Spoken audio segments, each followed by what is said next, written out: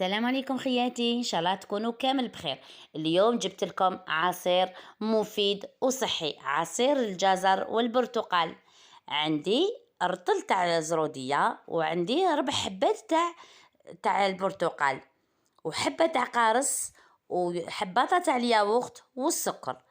نتكلوا على ربي. نحكم هذاك الرطل تاع زرودية بعد ما غسلناها ونقيمها كامل، نقطعوها قطع صغيرة، نزيد عليها ريتلة تاع الماء، هذا مكان، ونحطها تغلي حتى تطيب. غطيها خليها تطيب في غرضها هكذا. بعد ما تطيب ميكسيها، تحبي تميكسيها في الروبو ولا بالبغا ميكسير تاني تحصلي على نفس النتيجة. هاي لي كيفاش حصلت عليها. نزيد لها حتى تبرد ماشي وهي سخونة، نزيد عليها عصير حبة تاع القارص وعصير البرتقال، ونضيف السكر على حساب الذوق.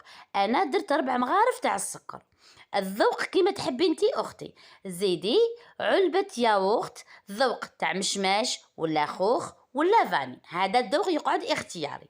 حركي المكونات مليح وخليهم يبردوا، تتحصلي على عصير صحي. وبما انه لا قريب راهي دايره حاله، هذا واش يسلكك. شهيتكم في الجنه خياتي.